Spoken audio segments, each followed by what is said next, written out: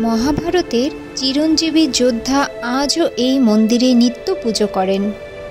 প্রতিদিন ব্রহ্ম মুহূর্তে কে আসে মন্দিরে? এই দৈবিক রহস্যে ঘেরা মন্দিরের অজানা কথা জানলে অবাক তো হতেই হবে, সাথে কাটা দেবে গায়ে। আরও এক রহস্যে গাথা মন্দিরের কথা জানাবো সনাতন জ্ঞান চ্যানেলের এই ভিডিওতে, সাথেই থাকুন।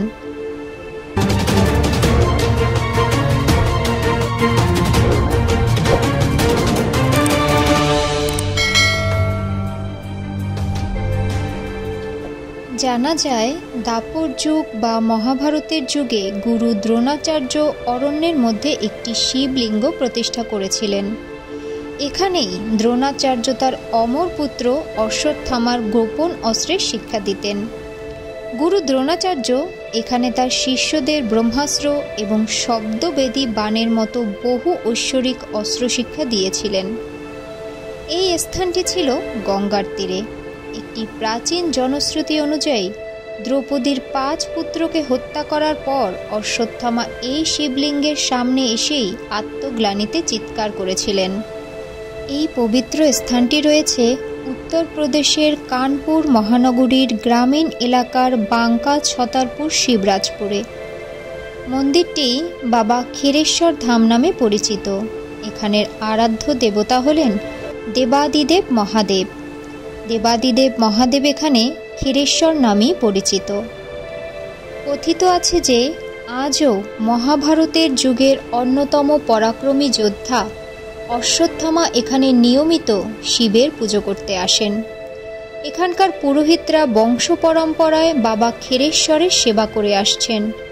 পুরোহিতদের পূর্বপুরুষদের মতে সকালে ব্রহ্ম মুহূর্তে এখানকার শিবলিঙ্গে বুনো ফুল ও জল দেখতেন তারা। প্রতি রাতে স্নান ও শিবলিঙ্গ পরিষ্কার করার পর মন্দিরের দরজা বন্ধ করা থাকলেও প্রতিদিন সকালে দেখা যেত মন্দিরের দরজা খোলা এবং দেবাদিদেবের পূজা সম্পূর্ণ। তাদের সকলেরই বিশ্বাস যে অশ্বত্থামা আজও প্রতিদিন এখানে পুজো করতে আসেন। এই পবিত্র মন্দিরের পুরোহিতদের বিশ্বাস, অশ্বত্থামার দর্শন পেতে পারে বর্তমানে এমন দিব্যচক্ষু আর কারণ নেই। তবে শেষবারের মতো অশ্বত্থামার দর্শন পেয়েছিলেন পৃথ্বীরাজ চৌহান। এই শিবলিঙ্গ আজ থেকে প্রায় 500 বছর আগে খুঁজে পাওয়া গিয়েছিল। এই শিবলিঙ্গের আবিষ্কারের পেছনেও রয়েছে এক দৈবিক ঘটনা। জনশ্রুতি অনুযায়ী যাদব বংশের এক গোপালক ছিলেন, যার একটি শ্যামা গাভী ছিল। এই গাভীটি এতই উন্নত মানের ছিল যে এটি সন্তানের জন্ম না দিয়েও দুগ্ধ দিতে পারত। ওই গোয়ালা রোজ সকালে গাভীকে চড়াতে মাঠে ছেড়ে দিত এবং সন্ধ্যায় যখন সে ফিরে আসতো তখন সেই গাভীটি দুগ্ধহীন হয়ে পড়ত। নিয়মিত এই ঘটনা দেখে দুগ্ধ চুরির আশঙ্কায় ওই গোপালক তার শ্যামা গাভীটির পিছু নেওয়ার সিদ্ধান্ত নেয়। এরপর তিনি দেখতে পান যে তার গাভীটি একটি ঝোপের কাছে যায় এবং সেখানে যেতেই আপনা আপনি দুগ্ধ ঝরে পড়তে থাকে। বেশ কয়েকদিন বিষয়টি দূর থেকে দেখার পরে ছেলেটি কৌতূহলবশত সেই ঝোপের ধারে যায় এবং ঝোপের কাছে গিয়ে দেখে সেখানে অবস্থিত শিবলিঙ্গ। আর সেই শিবলিঙ্গেই তার শ্যামা গাভী আপনা আপনি দুগ্ধ দিচ্ছে। সেই সময় লখনৌয়ের এক ধনী ব্যক্তি বিহারী লাল শেঠ দ্রোণাচার্য কর্তৃক প্রতিষ্ঠিত এই শিবলিঙ্গের একটি মন্দির নির্মাণের স্বপ্ন দেখেন।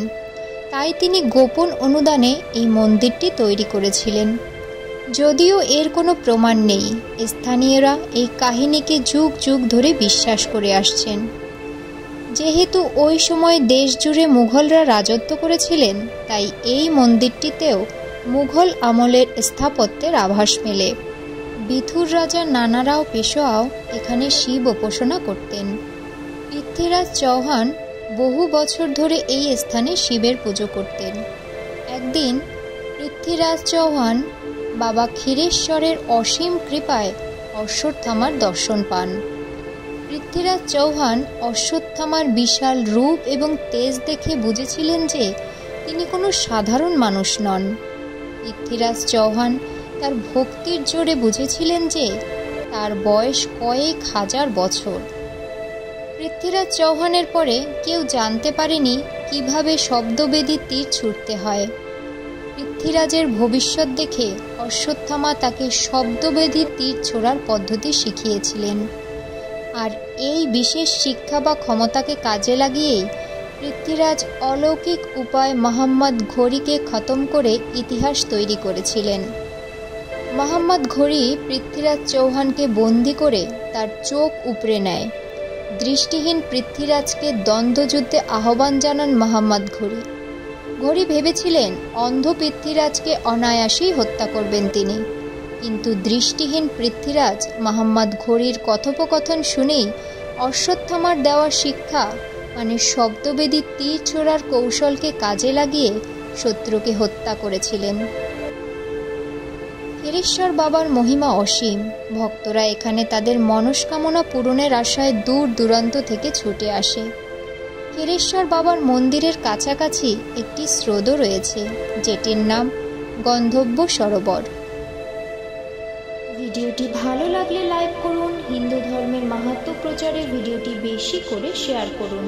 এরকম আরও ধর্মীয় তথ্য এবং পৌরাণিক কাহিনী জানতে সনাতন জ্ঞান চ্যানেলটি সাবস্ক্রাইব করে রাখুন।